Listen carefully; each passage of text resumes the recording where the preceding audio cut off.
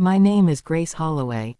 I was 15 years old and 7 weeks pregnant the night my father set my suitcase on the front porch of our house in Asheboro, North Carolina, and told me not to come back. 20 years later, that same father called me, his voice shaking, asking if there was any way I could help save the house I grew up in from foreclosure. Before I explain what I actually did in response to that call, let me take you back to the night everything changed, because a single request for help, made 20 years later, doesn't reveal itself in isolation. It's the final chapter of a story that started with a suitcase on a porch and a lie told to an entire church congregation. If you're the kind of person who watches a story through to the end, go ahead and subscribe, only if you genuinely mean it. Drop your city and local time in the comments. I read every one. I grew up in a modest 3-bedroom house on the edge of Asheboro, the only daughter of Harold and Bethany Holloway, with one younger brother, Caleb, 3 years behind me. My father worked as a foreman at a furniture manufacturing plant that had, for most of my childhood, provided a stable if unremarkable income. My mother managed our household and was deeply involved in our local Baptist congregation, a community that occupied an outsized place in how our family understood its own reputation and standing. Caleb, from an early age, had been positioned within our family as the child whose future mattered most. He was academically gifted in ways I wasn't, and my parents had begun, even before either of us reached our teenage years, quietly setting aside money specifically earmarked for his eventual college education, an ambition they discussed openly and proudly at every family gathering and church function. I discovered I was pregnant at 15, the result of a relationship with a boy 2 years older who disappeared from my life almost entirely once I told him, leaving me to face my parents alone with news I understood, even then, would detonate something in our household that couldn't easily be repaired. I told my mother first, on a Tuesday evening, in the kitchen, my voice shaking so badly I could barely get the words out clearly. Her face went through a transformation I still remember with painful clarity, shock, then something that looked almost like grief, and finally, a cold, controlled fury that frightened me more than any reaction I'd anticipated. "Your father cannot know this happened in this house," she said, her voice low and tight. "Do you understand what this would do to us at church? To Caleb's reputation, applying to colleges next year?" I didn't fully understand, at 15, exactly what my mother meant by that specific framing, as though my pregnancy represented a threat to Caleb's future rather than a crisis in my own life that deserved its own consideration entirely. My father found out 3 days later, my mother apparently deciding that concealment wasn't sustainable, and his reaction confirmed every fear my mother's initial response had planted in me. He didn't yell, not initially. He simply sat in his recliner, staring at the television without actually watching it, for nearly 20 minutes before finally speaking. "You've ruined this family's name," he said. "Everything your mother and I have built in this community, everything we're trying to give your brother, and you've thrown it away for some boy who's already gone. Dad, I need help. I don't know what to do. What you need to do is think about what this looks like for this family. For Caleb. He's got college applications coming up in 2 years, and I won't have this town whispering about his sister, the unwed teenage mother, while he's trying to build a future." I sat with that response for a long moment, feeling something break inside me that I don't think ever fully repaired, not even decades later. So what happens to me? My father didn't answer that question directly, not that night.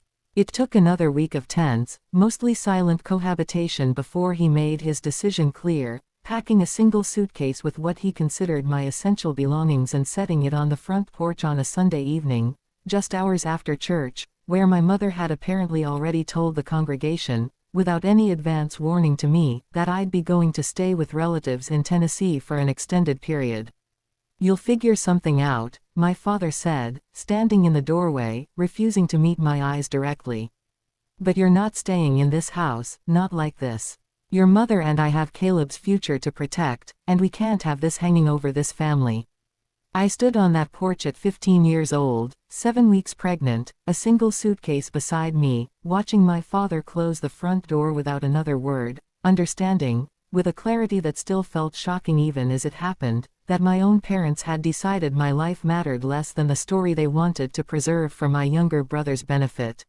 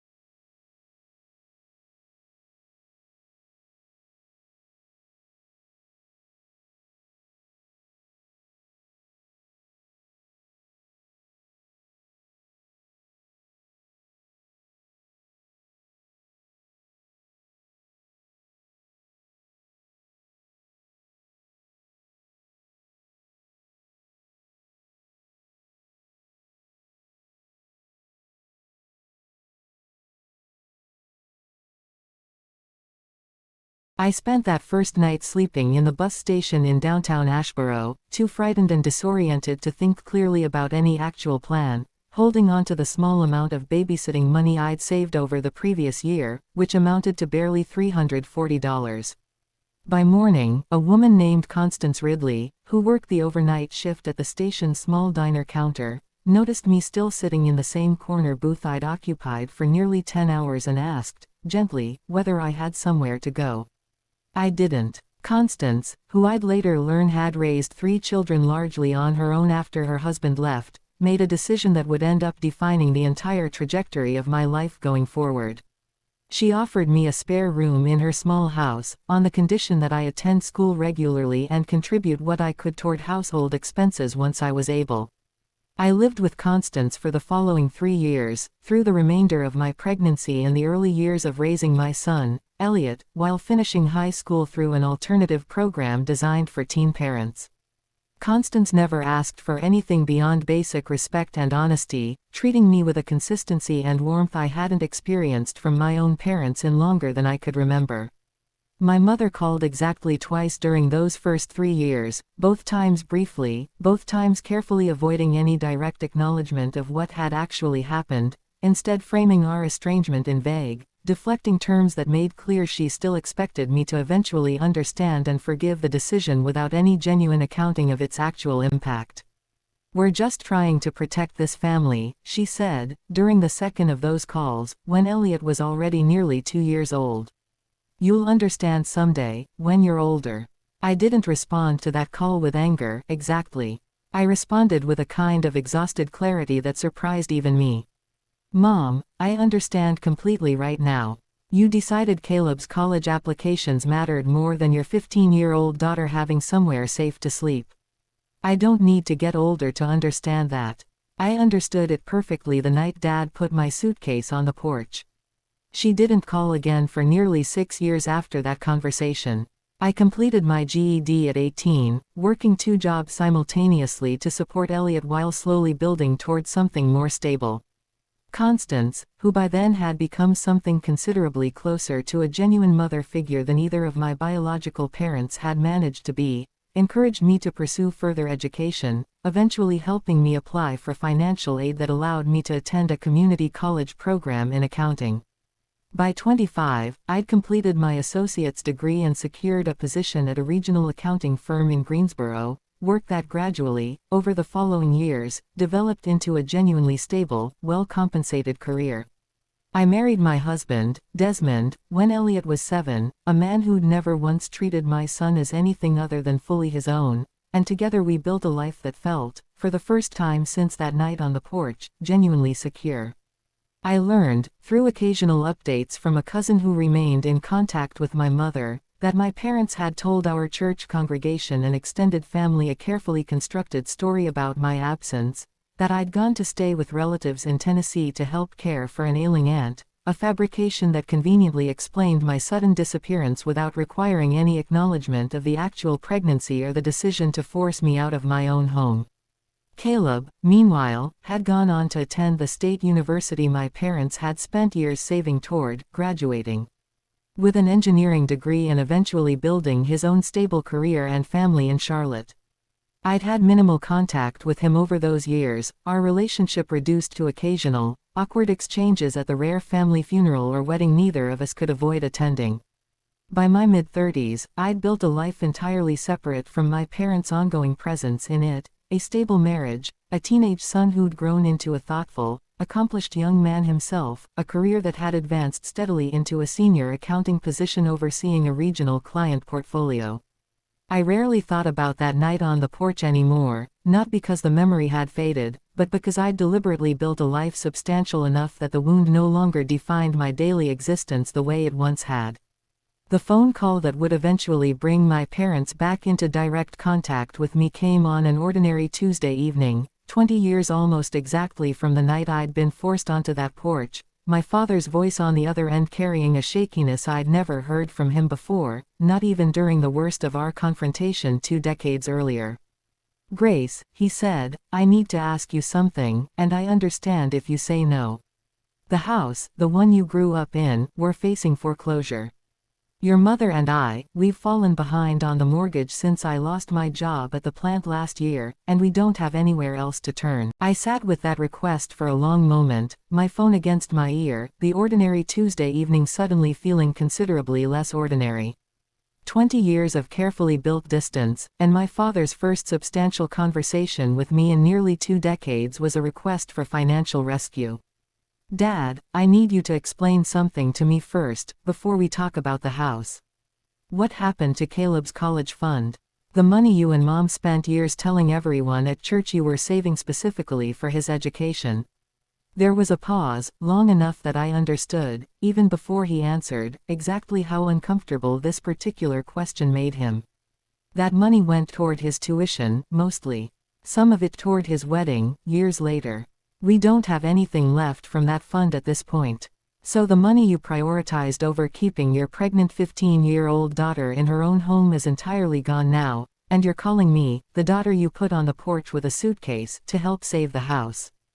Grace, I know how this looks. I know we made a terrible decision that night, one I've regretted more than you probably realize. But we're genuinely desperate right now. The bank is threatening to foreclose within 60 days if we can't bring the mortgage current.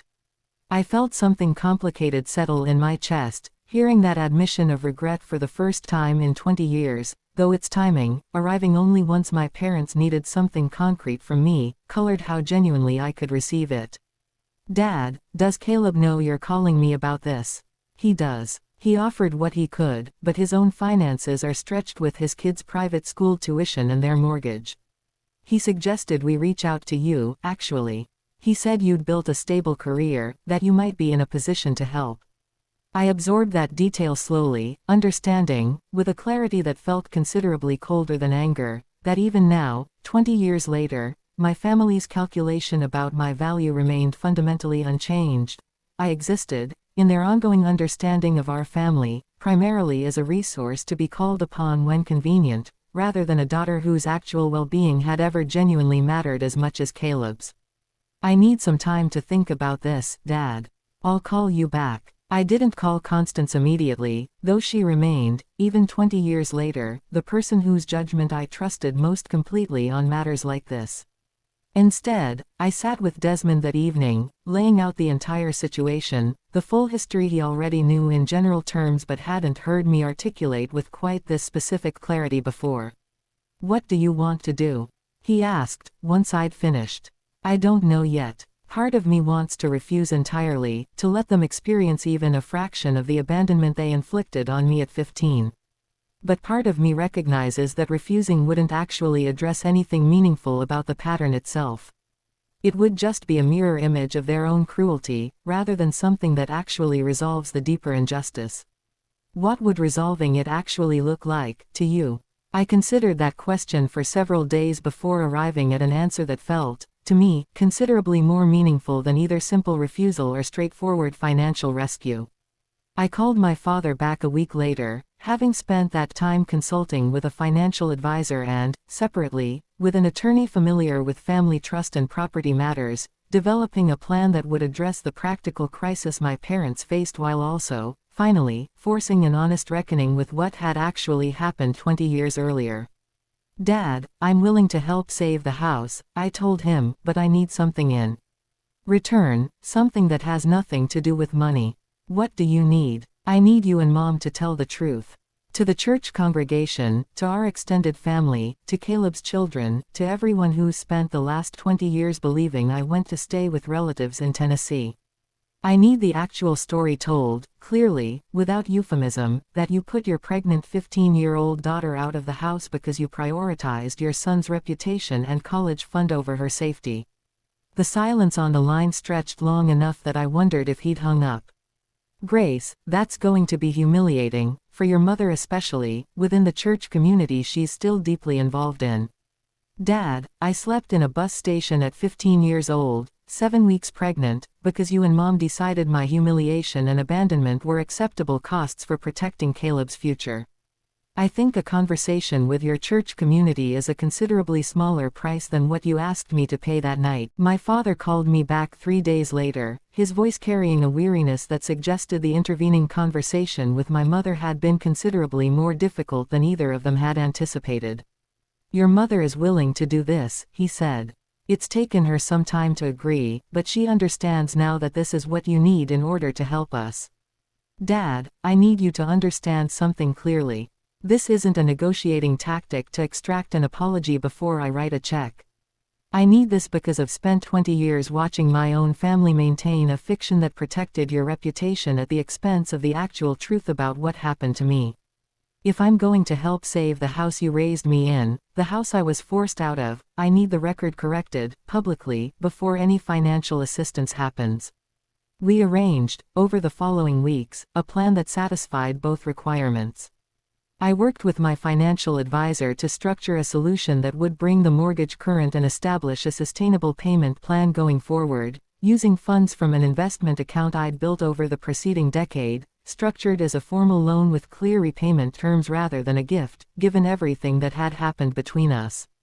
Separately, my parents arranged a meeting with their church's pastor and several close family friends, where they told, for the first time in 20 years, an accurate account of what had actually happened the night I left home, not the story about staying with relatives in Tennessee, but the truth about a 15-year-old pregnancy, a father who'd set a suitcase on the porch, and a mother who'd fabricated a cover story rather than face the community's judgment honestly.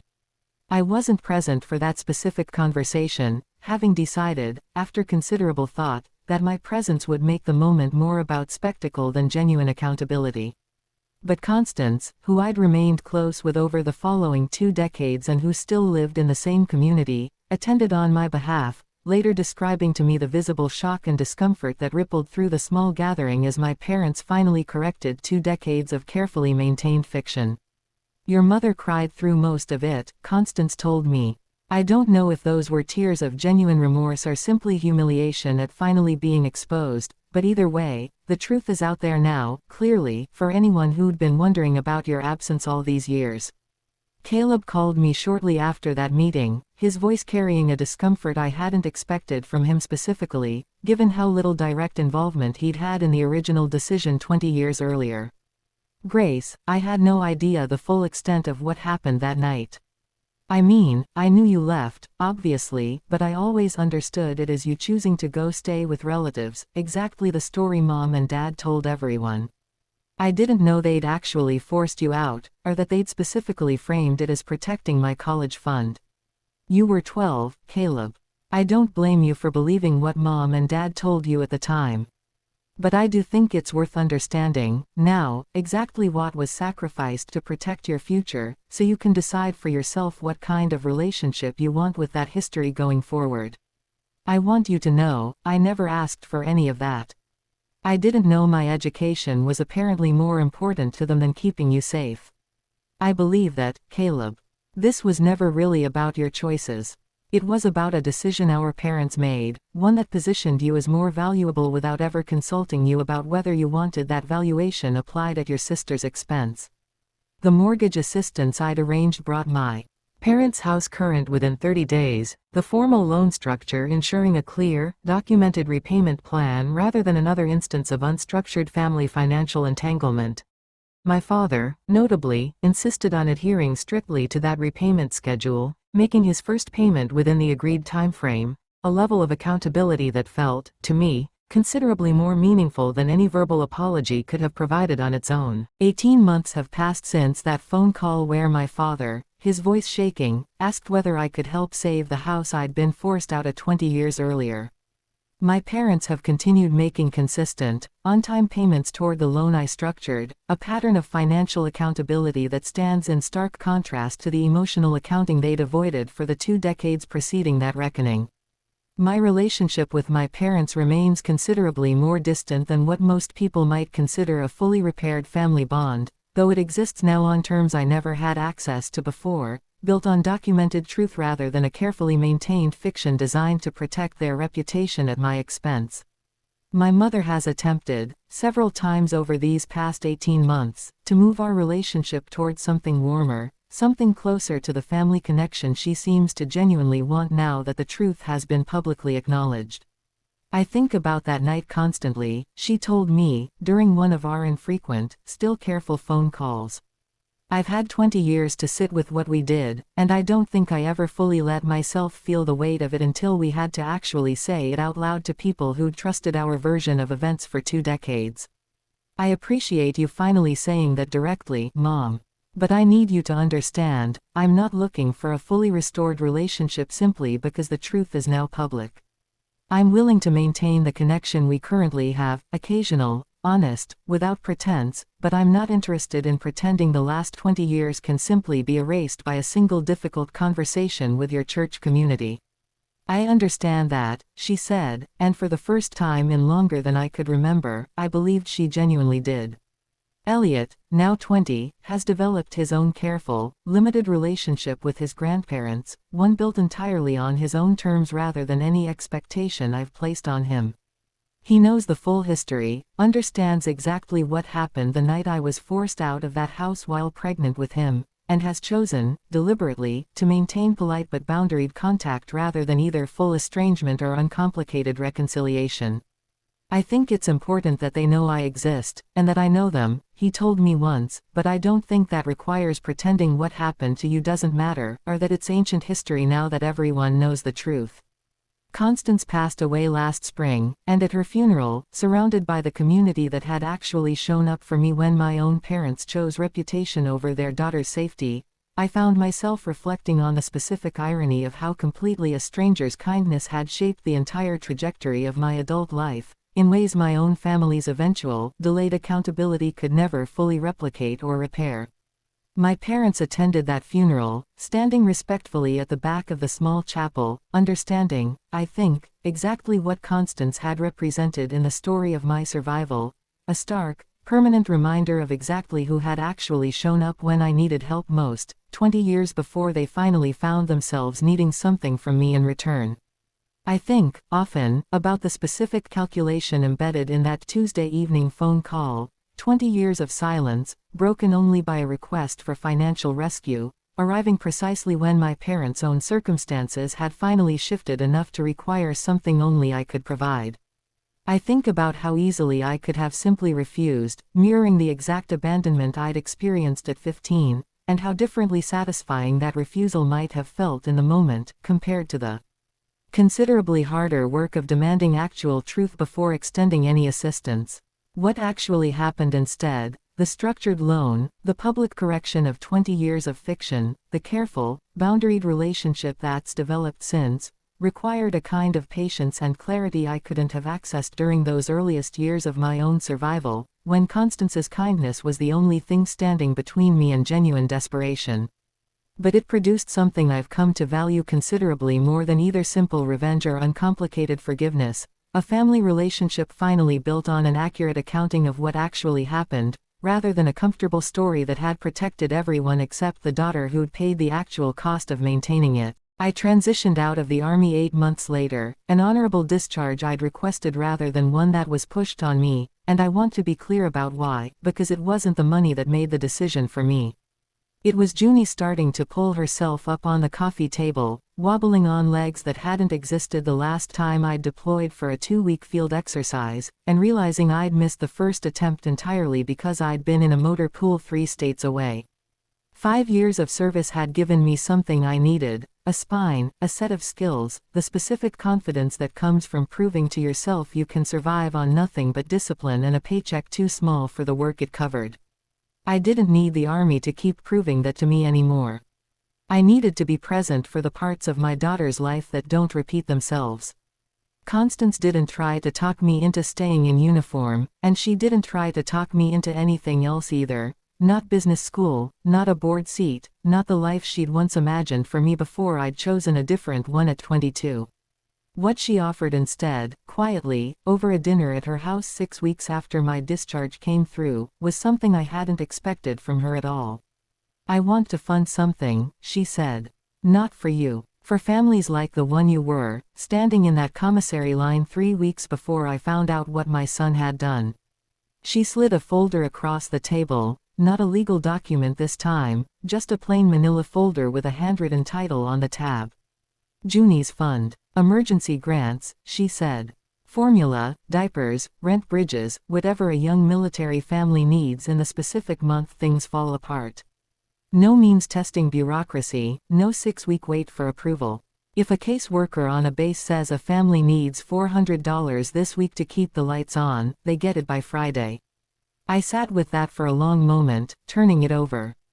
Part of me, the part that still, honestly, carried some suspicion toward anything with the Reyes name attached to it, wondered whether this was penance dressed up as generosity, a way for Constance to feel better about 6 weeks of failing to notice her own son's theft. But watching her face while she said it, I didn't think that was quite right. I think she genuinely couldn't undo what had happened to me. And this was the closest thing she had to a way of making sure it happened to fewer people going forward. I want to run it, I told her. Not just fund it. Run it. She smiled, the first real smile I'd seen from her since the diner. I was hoping you'd say that. We built it together over the following year, a small foundation, deliberately unglamorous, staffed mostly by military spouses who understood exactly what a Tuesday looks like when the formula budget and the electric bill are competing for the same $30. We kept the application to 1 page. We processed emergency requests within 72 hours.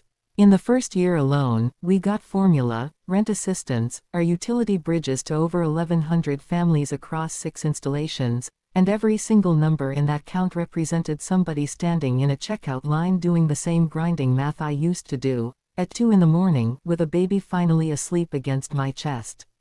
My relationship with my parents settled into something smaller than what I'd had before I enlisted, but also, strangely, more honest than anything we'd managed in the 22 years before that. My father calls on Junie's birthday and doesn't push for more than that. My mother sends cards, still, occasionally, with handwriting that's steadier than it was in that conference room but never quite as confident as it used to be. I don't know if either of them has fully reckoned with what they did, or whether $5 million in restitution and a quiet family disgrace was ever going to be enough to make them.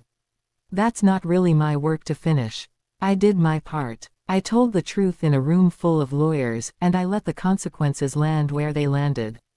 Constance became something in my life I genuinely hadn't expected to get back. She comes to Junie's daycare graduation. She sends absurdly impractical gifts, the kind meant for a much older child, because she says she's making up for lost holidays and doesn't particularly care if the logic holds up.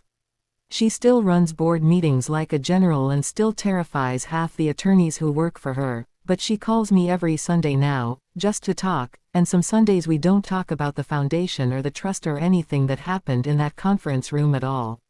Some Sundays we just talk about Junie learning to say new words, or a recipe she's trying, or nothing in particular, the way families are supposed to be able to do.